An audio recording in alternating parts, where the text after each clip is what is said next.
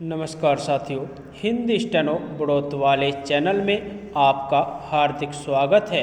आज की डिक्टेशन रामधारी गुप्ता खंड 2 से प्रतिलेखन संख्या 33 व 34 से 90 वर्ड पर मिनट की स्पीड से होगी। तो आइए शुरू करते हैं। डिक्टेशन शुरू होगी 5 सेकंड बाद।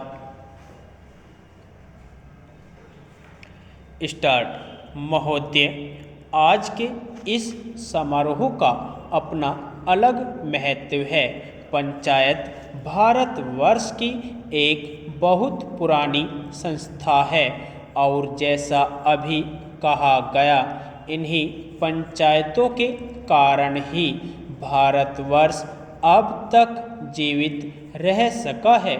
हम पर बाहर से बार बार आक्रमण हुए, विदेशियों की विजय हुई, पर ग्राम पंचायतें अपने स्थान पर ज्यों की त्यों बनी रही। अंग्रेजी शासन के विस्तार के फलस्वरूप अन्य संस्थाओं के बिखर जाने के साथ साथ ये पंचायतें भी नष्ट हो गई।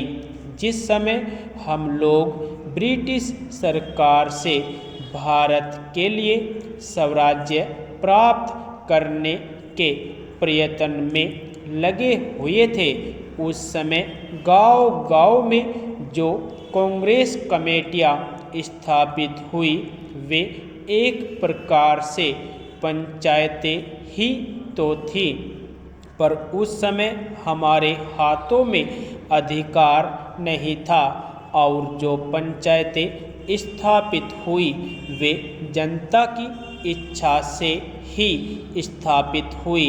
हमारे हाथों में जब अधिकार आया तो उस समय ये ग्राम पंचायतें सभी स्थानों पर थी।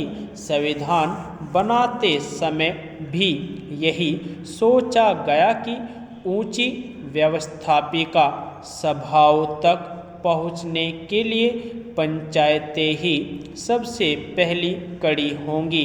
उसके बाद सभी प्रदेशों और राज्यों की सरकारों ने पंचायत संबंधी कानून पास किए और पंचायतें स्थापित होने लगी।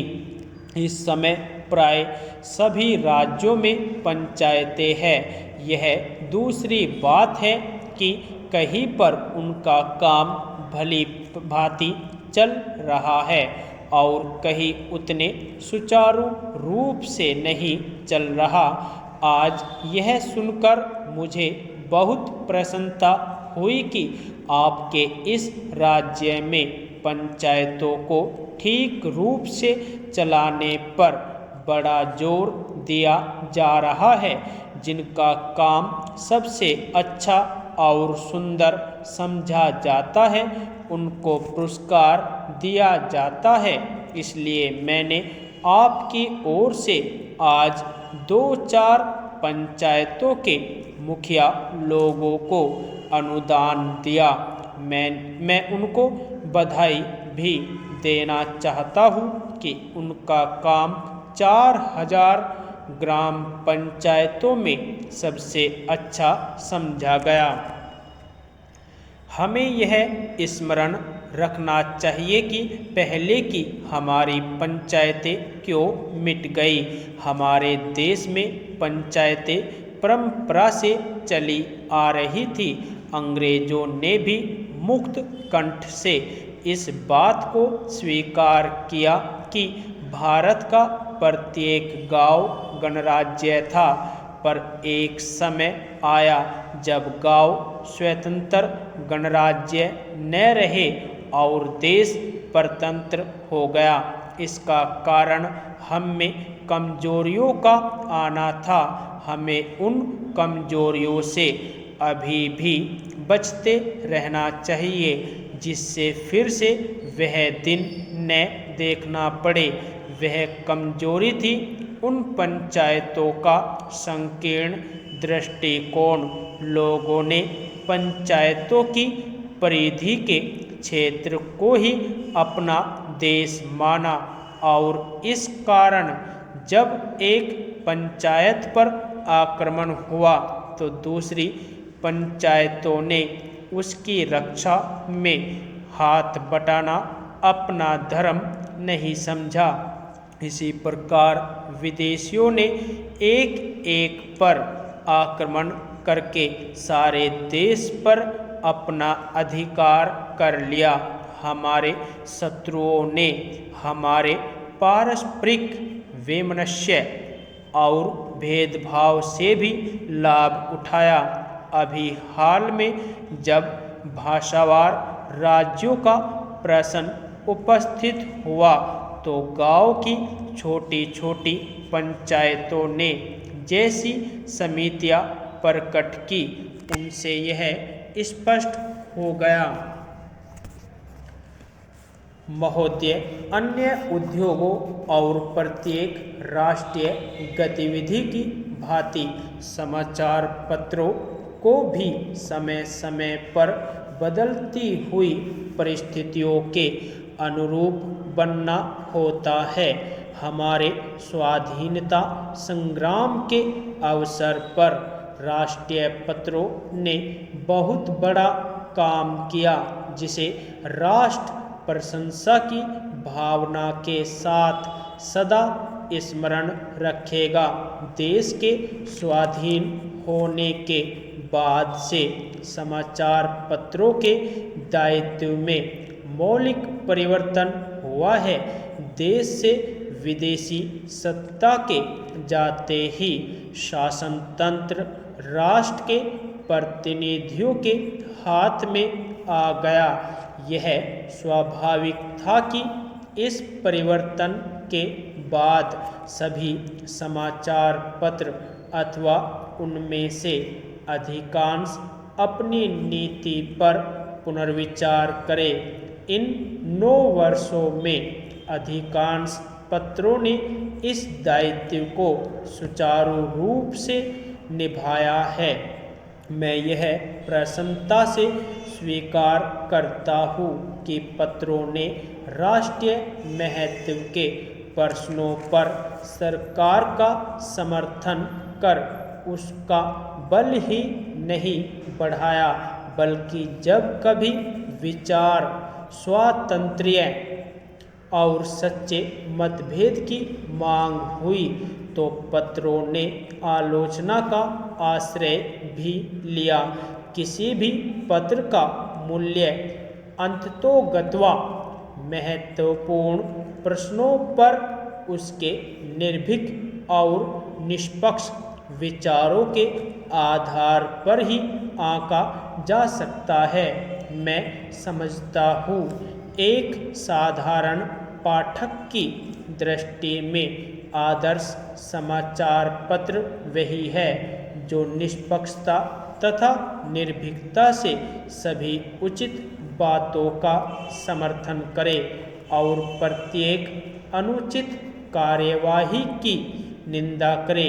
ऐसे देश में जहाँ विचार स्वातंत्र्य की पूर्ण व्यवस्था है, समाचार पत्र ही अपने निष्पक्ष तथा वस्तुगत मूल्यांकन से जनता का पथ प्रदर्शन कर सकते हैं। यह काम उतना ही आवश्यक है जितना जनसाधारण में संवादों का प्रसार करना। भारत में समाचार पत्र उद्योग लगभग 100 वर्ष पुराना है। इस काल में पत्रों ने बहुत प्रगति की है और शक्ति तथा यश का उपार्जन किया है, किंतु जब हम भारतीय पत्रों की दूसरे प्रगतिशील देशों के पत्रों से तुलना करते हैं तो हम बहुत सी बातों में, विशेषकर प्रकाशन संख्या की दृष्टि से, अपने पत्रों को बहुत पिछड़ा हुआ पाते हैं। लघु प्रकाशन संख्या का प्रमुख कारण हमारे देश में साक्षरता का भारी अभाव है।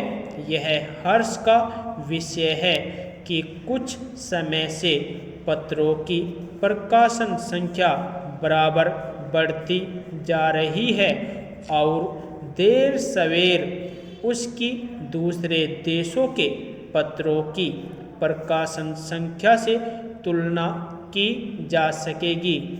यह कहना असंगत न होगा कि समाचार पत्र उद्योग दूसरे उद्योगों से कुछ भिन्न है। वास्तव में इस उद्योग और दूसरे उद्योगों में यदि कोई सामान्य बात है तो यही कि दोनों ही की गणना उद्योगों में होती है। इसके अतिरिक्त समाचार पत्रों और अन्य उद्योगों में बहुत कुछ भेद है। किसी भी उद्योग पर राष्ट्रीय संगठन और राष्ट्र के लोगों के विचार, उनके लक्ष्य तथा महत्वाकांक्षाओं को व्यक्त करने का इतना भारी उत्तरदायित्व नहीं जितना समाचार पत्र उद्योग पर है। पत्रों और पत्रिकाओं का प्रकाशन संसार के सभी देशों में आरंभ में एक साधारण प्रचार कार्य के रूप में हुआ। उस समय यह कार्य आर्थिक लाभ से ऊपर था। धीरे धीरे जैसे पत्रों के पाठकों तथा ग्राहकों की संख्या बढ़ती गई और पत्र विज्ञापन का माध्यम माने जाने लगे। यदि आपको डिक्टेशन अच्छी लगी हो तो हमारे चैनल को सब्सक्राइब करें तथा वीडियो को लाइक व शेयर भी करें। धन्यवाद।